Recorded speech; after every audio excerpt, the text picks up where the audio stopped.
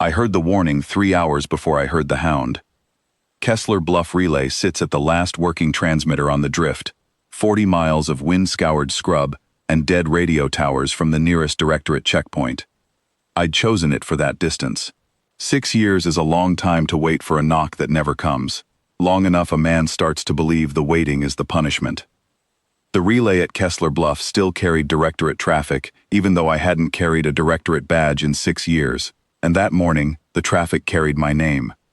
Termination order, Subject 9, last known heading the drift, expected contact within the day. I made coffee. I checked the shutters.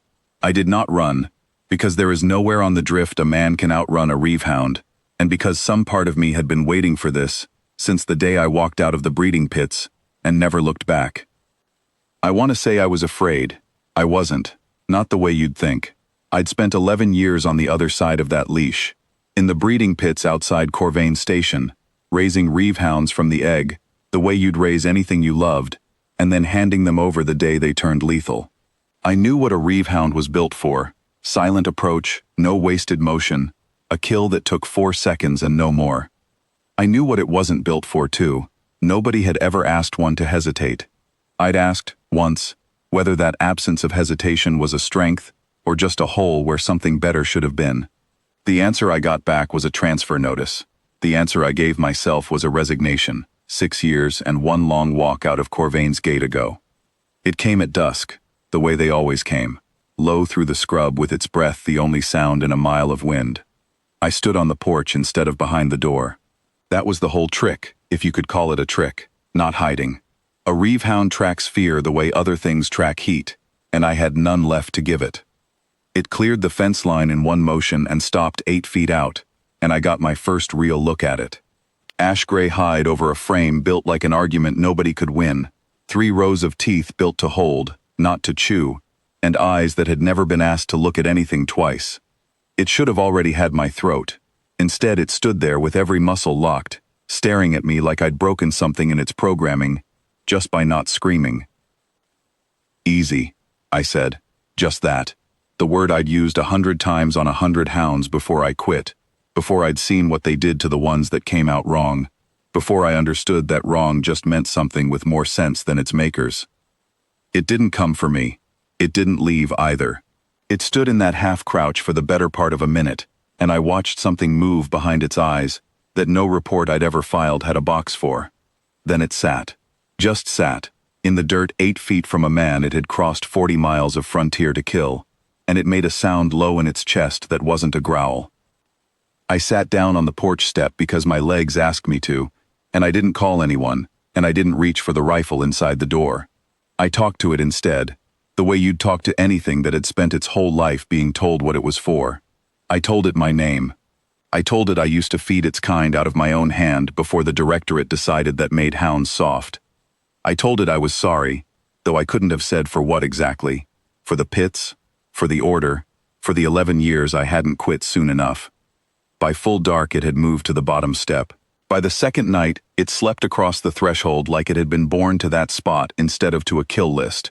I started calling it Ash, for the color of it in the relay's dim light, and it answered to that faster than it had ever answered to Subject 9.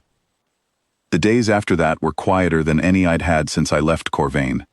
I set meat out on the porch rail, and it took the meat but never the hand that carried it, careful in a way nothing that size should have been able to manage.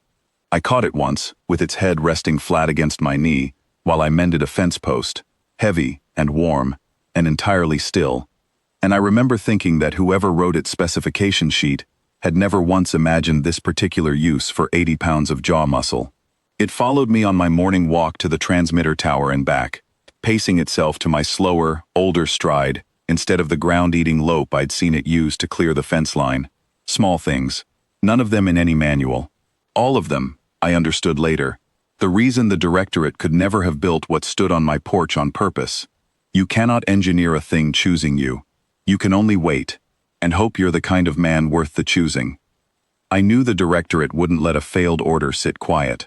Rourke wouldn't let it sit quiet, not Director Sella Rourke, who had built her whole career on the claim that a reeve hound never missed and never wavered, who had stood in front of an oversight board and sworn her program's obedience was absolute.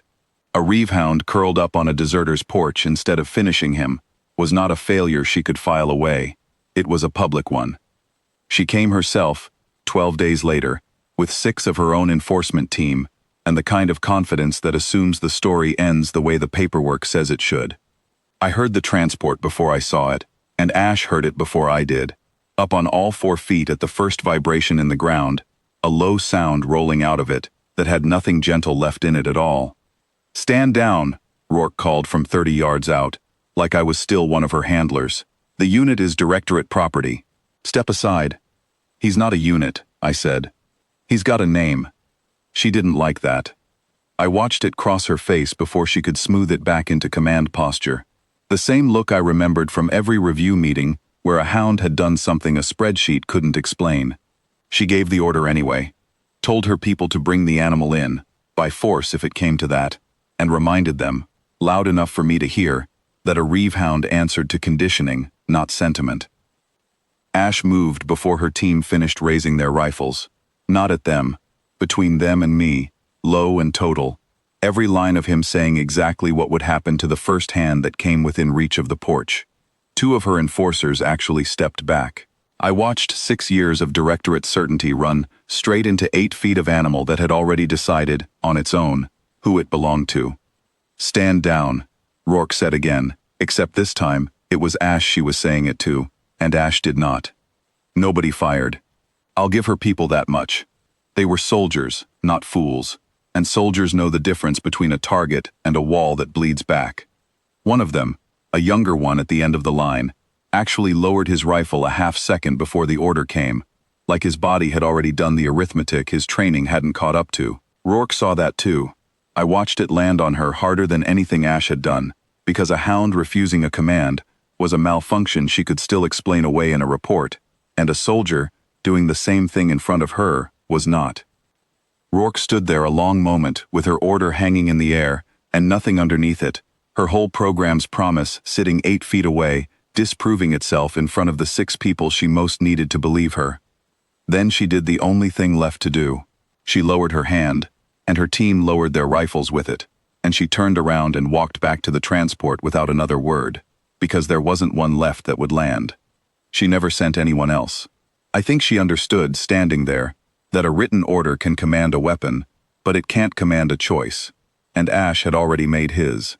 What her program had spent 11 years trying to breed out of its hounds, the capacity to decide, on their own, who was worth protecting, had shown up anyway, in the one hound she'd staked her whole career on calling perfect obedience.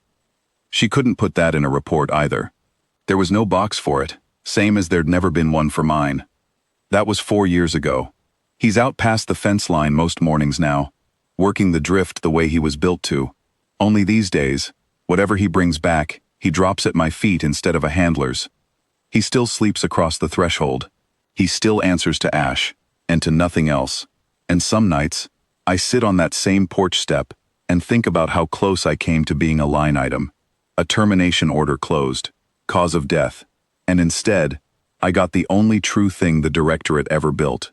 Not a weapon, a choice, standing guard, that they can never call back.